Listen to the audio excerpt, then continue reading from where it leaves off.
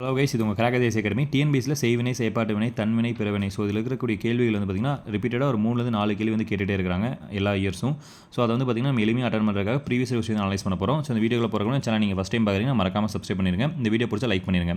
So first பாருங்கள், எவ்வகை வாக்கியம் என கண்டறிக. ஃபஸ்ட்டு பாருங்கள், உரை கவிதாவால் படிக்கப்பட்டது. இந்த பட்டது, ஆயிற்று, போயிற்று, போனது, இந்த மாதிரி முடிஞ்சாவது பார்த்திங்கன்னா செயற்பாட்டு வினை வாக்கியம். சரிங்களா? ஸோ இதுக்கு ஆப்ஷன் வந்து ஏ, செயற்பாட்டு வினை வாக்கியம்.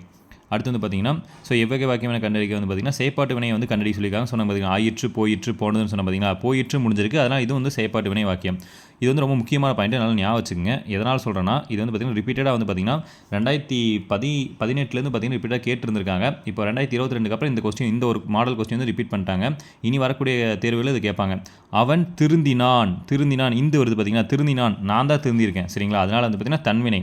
அவன் திருத்தினான், இத்து வந்துச்சுன்னு வச்சுக்கோங்க. இந்த இடத்துல இத்து வந்துச்சுன்னா அது பிறவினை. சரிங்களா? அது ரொம்ப முக்கியமான கேள்வி. அவன் திருந்தினான் என்றால் தன்வினை, அவன் திருத்தினான் இத்து வந்துச்சுன்னா அது வந்து பிறவினை. ரொம்ப முக்கியமான கேள்வி, மறக்காமல் ஞாபகம் வச்சுங்க. கட்டாயமாக இந்த டைம் வரும்.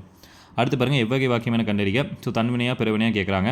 ஸோ தோசை வைக்கப்பட்டது ஸ்கூல் புக்லேயே இருக்குது, செயற்பாட்டு வினை வாக்கியம். சரிங்களா? அடுத்து பாருங்கள், தன்வினை வாக்கியத்தை தேர்ந்தெடுக்க.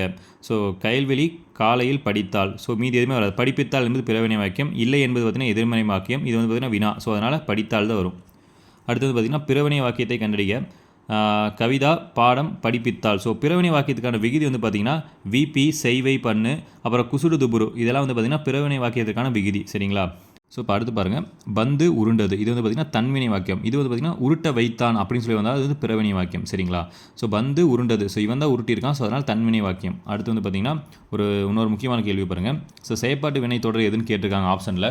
ஸோ அங்கே ஆப்ஷன் பின்னு தப்பாக கொடுத்துருக்காங்க. பட்டதுன்னு முடிவு பார்த்திங்கன்னா இதான் செயற்பாட்டு வினை. ஓட்டுநரால் பேருந்து இயக்கப்பட்டது, இதான் கரெக்டான ஆக்சர். அடுத்து பாருங்கள், பிறவினை. ஸோ நான் சொன்ன பார்த்தீங்கன்னா பிறவினைனா நீங்கள் விபி, செய்வை, பண்ணு, இந்த விகுதி பின்னு வந்தாலே பிறவினை ஞாபகம் வச்சுங்க. ஓகேங்களா? அடுத்து வந்து பார்த்திங்கன்னா குமரன் ஓவியம் வரைந்தான் என்பது செய்வினை தொடர். எதனா செய்பவரை வந்து பார்த்திங்கன்னா முதன்மைப்படுத்தும் வினை செய்வினை. இது இங்கே இடத்துல வந்து பார்த்திங்கன்னா தன்வினை கொடுத்துருந்தாங்கன்னா நீங்கள் தன்வினை போடக்கூடாது. எதனால் பார்த்திங்கன்னா ஓவியம் எனும் செயற்பாட்டு பொருள் இருக்கும்போது அது வந்து பார்த்திங்கன்னா செய்வினை தான் சொல்லணும். ஏன்னா இந்த செய்வினை வந்து பார்த்திங்கன்னா நீங்கள் செயற்பாட்டு வினையை மாற்ற முடியுதுன்னு ட்ரை பண்ணி பார்க்கணும். ஓவியம் குமரனால் வரையப்பட்டது அப்படி சொல்லி மாற்ற முடியும். அதனால் வந்து பார்த்திங்கன்னா இது வந்து செய்வினைன்னு தான் நீங்கள் வந்து போடணும், தன்வினைன்னு போட்டக்கூடாது. இந்த ஆப்ஷன் இல்லாதனால உங்களுக்கு வந்து கன்ஃபியூஸ் ஆகலை. இருந்தால் கன்ஃபியூஸ் ஆகும். கட்டாயமாக அது போட்டக்கூடாது. ஸோ மீதி இருக்கிறது நம்ம அடுத்த வீடியோவில் பார்க்கலாம். ஸோ இதே மாதிரி யூஸ்ஃபுல் வீடியோ பார்க்கணும். மறக்காமல் சப்ஸ்கிரைப் பண்ணிடுங்க.